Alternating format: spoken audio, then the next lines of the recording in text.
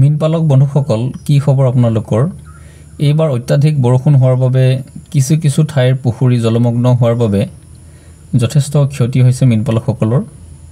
বৰষুণ নিশ্চয় কমিব আৰু আকৌ মীনপালকৰ বাবে ভাল সময় আহিব বন্ধুসকল আজি ভিডিঅ'টোত কেইটামান কথা আপোনালোকৰ বাবে লৈ আহিছো যিসকলে প্ৰথমবাৰৰ বাবে আমাৰ চেনেলত আহিছে তেওঁলোকে সাবস্ক্ৰাইব কৰি ল'ব লগতে ভাল লগা ভিডিঅ'বোৰ চিনাকি মীনপালকৰ সৈতে শ্বেয়াৰ কৰি দিব মাছক প্ৰতিদিনে উচ্চ প্ৰটিনৰ খাদ্য যোগান ধৰিব যাতে মাছৰ দ্ৰুত বৃদ্ধিৰ প্ৰক্ৰিয়া অটুট থাকে পুখুৰীৰ পানী মাটিৰ ভাৰসাম্য বিনষ্ট হ'ব পৰা কাৰকসমূহ নিয়ন্ত্ৰণ কৰিবলৈ যত্নপৰ হ'ব আপোনালোকে উচ্চমানৰ আৰু বংশগতভাৱে উন্নীতকৰণ পোনা পুখুৰীত এৰিলে থলুৱা প্ৰজাতিৰ মাছৰ তুলনাত অধিক ভাল ফলাফল পাব পুখুৰীৰ পাৰ পৰিষ্কাৰকৈ ৰখা উচিত সাপ চৰাই ভেকুলি পানীকাউৰী মাছৰুকা বগলীৰ পৰা মাছ ৰক্ষা কৰিবলৈ পুখুৰীলৈ প্ৰৱেশ কৰিব নোৱাৰাকৈ জাল বান্ধি দিব পাৰে বা আপোনালোকে এন্টি বাৰ্ড নেট দিব পাৰে চৰাইৰ কাৰণে বিশেষকৈ mineral probiotic yeast protein gel vitamin C সিলটক্স আদি ঔষধবোৰ বিশেষজ্ঞৰ পৰামৰ্শ অনুসৰি প্ৰয়োগ কৰা উচিত মাজে মাজে জালকৰণ কৰি একে আকাৰৰ মাছবোৰক এটা নিৰ্দিষ্ট পুখুৰীত ডাঙৰ কৰিব লাগে মাছৰ শৰীৰৰ পৰা উকনি পোক আঁতৰাবৰ বাবে পানী শুদ্ধিকৰণ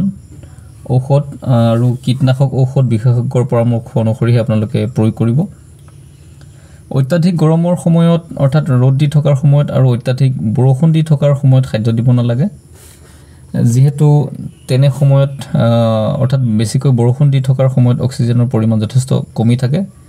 আৰু আপোনালোকে অত্যাধিক ৰ'দৰ সময়ত বা গৰম হৈ থকাৰ সময়ত পানী গৰম হৈ থাকিলে মাছক খাদ্য নিদিব এনে হলে মাছৰ কিছু অসুবিধা হ'ব পাৰে মীনপালক এজনৰ অতি কমেও 2টাৰ পৰা 3টা পুখুৰী থাকিব লাগে সৰু পোনা বছৰেকীয়া পোনা কৰিবৰ বাবে বছৰেকীয়া পোনা কেজি ওজনৰ কৰিবৰ বাবে ভকুৱা অথবা বাহু অথবা কাটলা মাছৰ বাবে প্ৰাণী প্লাবক প্ৰস্তুত কৰি দিয়া উচিত এনে কৰিলে আপোনালোকে দ্ৰুত বৃদ্ধি দেখিবলৈ পাব পুখুৰীৰ অধিক সুৰক্ষাৰ বাবে ৰখিয়া চকীদাৰ আৰু সিসি কেমেৰাৰ প্ৰয়োজন অনুসৰি ব্যৱহাৰ কৰিব পাৰে যিসকলে প্ৰয়োজন বুলি ভাবে অত্যাধিক ঘনত্বত মীন পালন কৰিবলৈ এৰিয়েটৰৰ ব্যৱহাৰ কৰিব পাৰে তাৰোপৰি মটৰ মেচিন চলাই পানী যোগান ধৰিব পাৰে কম খৰচতে ডাঙৰ কৰিব পৰা মাছ যেনে গ্ৰাছ কাৰ্প মিৰিকা ভকুৱা ক্ৰমান্বয়ে ঘাঁহ পুখুৰীৰ তলৰ মল তথা অতিৰিক্ত খাদ্য প্ৰাণী প্লাবক কেৱল মাত্ৰ যোগান ধৰিব লাগে আৰু এনে কৰিলে এই সমূহ মাছ আপোনালোকে খুব কম খৰচতে ডাঙৰ কৰিব পাৰিব পুখুৰীৰ পৰা অতিৰিক্ত মেটেকা জলজ উদ্ভিদ নিৰ্মূল কৰিব লাগে অত্যাধিক জলজ উদ্ভিদৰ উপস্থিতিয়ে নিখাৰ ভাগত পুখুৰীৰ পানী ভাগৰ পৰা অক্সিজেন নাইকিয়া কৰি দিব পাৰে অৰ্থাৎ আপোনালোকৰ পুখুৰীত অক্সিজেনৰ নাটনি হ'ব পাৰে প্ৰয়োজনীয় তথ্য ন্যূনতম খৰচখিনি কৰিবলৈ এজন মীনপালকে থমকি ৰব নালাগে গৰমৰ বতৰত মাছৰ দ্ৰুত বৃদ্ধিৰ হাৰ ক্ৰমান্বয়ে শীতকালত যেহেতু কমি যায় মাছৰ ৰোগ প্ৰতিৰোধ নিৰ্মূলকৰণ ঔষধ প্ৰয়োগ খাদ্য যোগান মাটি পানী প্ৰস্তুতকৰণ মাছ বৃদ্ধিৰ প্ৰক্ৰিয়াসমূহ এজন আগ্ৰহী মীনপালকে শিকি লোৱা উচিত লগতে মীন পালনৰ খৰচখিনি লিখি থব লাগে বা লিখি যাব লাগে মাছ বিক্ৰীৰ সময়ত লাভালাভৰ পৰিমাণ তেতিয়াহে আপোনালোকে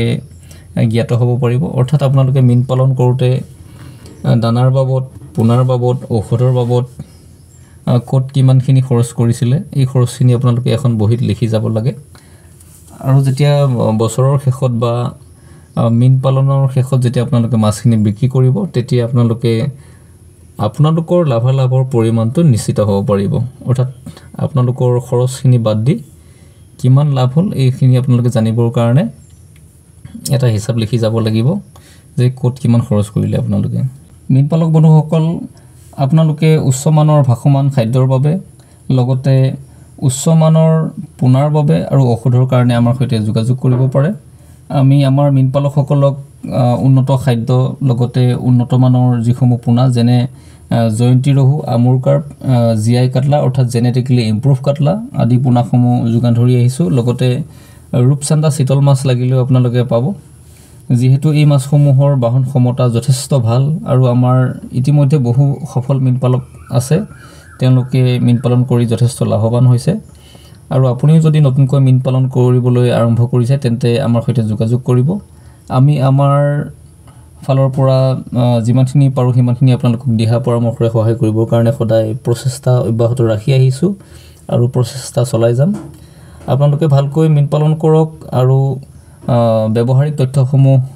আহৰণ কৰক বা ব্যৱহাৰিক জ্ঞানসমূহ আপোনালোকে মীন পালন কৰাৰ আগতে অৰ্জন কৰি লওক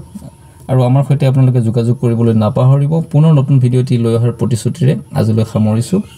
ধন্যবাদ